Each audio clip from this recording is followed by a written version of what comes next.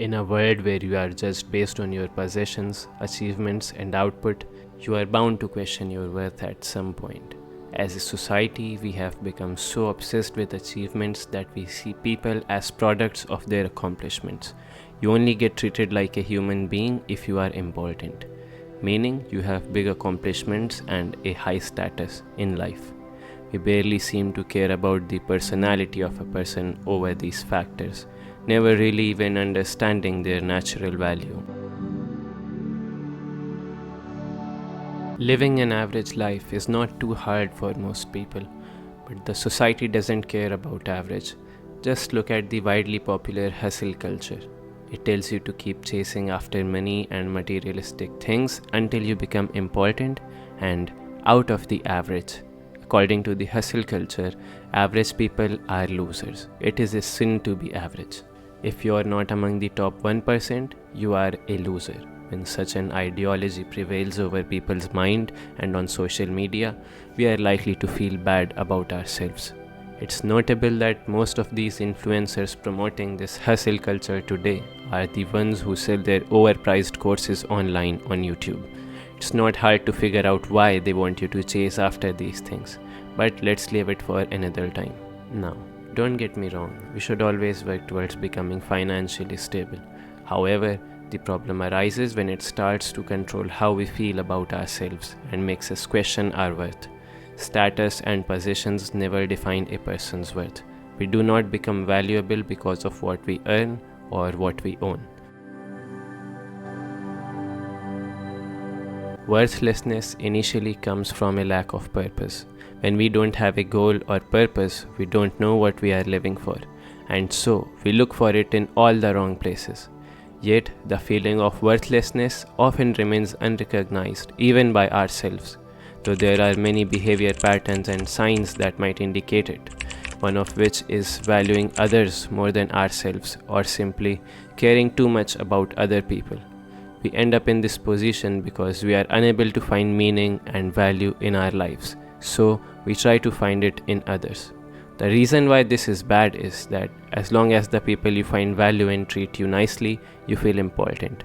However, when the same person ignores you or behaves badly with you, your entire world falls apart. As a result, you might start to hate yourself or maybe even that other person, though they might not have intended to hurt you. In a way, your life's meaning is derived from another person, and in this case, you are dependent on their behavior and won't feel satisfied with yourself. Not knowing who we are and what we really want to do makes us prone to being manipulated by people, media, absurd trends, and corporations who know how to do their marketing well. We don't know what we want, and hence we start to live life on autopilot, where we just adopt anything that is portrayed as interesting. Growing up in the 21st century, most of us developed a poor sense of self, making it hard for us to understand who we are and what we want. We form our image based on what others think, and so naturally, we want to be appreciated and liked by other people in order to feel important. However, in the current society, not everyone can attain that privilege. Moreover, even those who do often end up becoming slaves to their possessions because their identity now depends on those things. The very thought of losing their status now scares them because without it, they will be ordinary and end up feeling worthless. A perfect example of what Tyler Durden said in the cinema masterpiece Fight Club. The things you own end up owning you. What really defines value? If we stick to the definition of the word, anything that we consider to be beneficial or important is considered valuable. It is important to note that value depends on our opinion. What we choose to give value to becomes important to us, ultimately controlling how we feel. So, if you value the opinions of every other person or society in general, you will be affected by what they think about you. This is often destructive and draining, as we see today. But on the positive side, you can let simpler things define value in your life. Ordinary things that are already present in your life or are waiting for you to claim them. You have power over your mind. not outside events. Realize this and you will find strength, said Marcus Aurelius, one of the greatest Stoic philosophers and Roman emperors to walk this planet. Just like the other Stoics, Marcus Aurelius was highly against the idea of finding happiness or purpose in external things or people, as they lie outside of our control. The Stoics believed that if we rely on outside factors for happiness, we are signing up for trouble, as we do not control what will happen with them, whether we will end up achieving or losing them.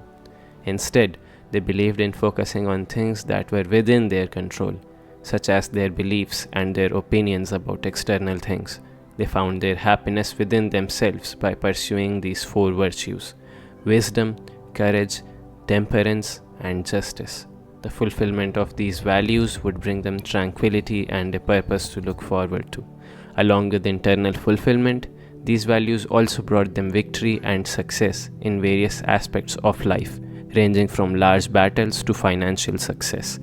We see examples of these achievements among the great Stoics, such as Marcus Aurelius, who wasn't just able to defend the Roman Empire in a difficult stance, but also claim a lot of victories in a difficult period, all while he lost multiple children and faced betrayal from the people dearest to him. On the other hand, you have Seneca, who was among the wealthiest people in ancient Rome.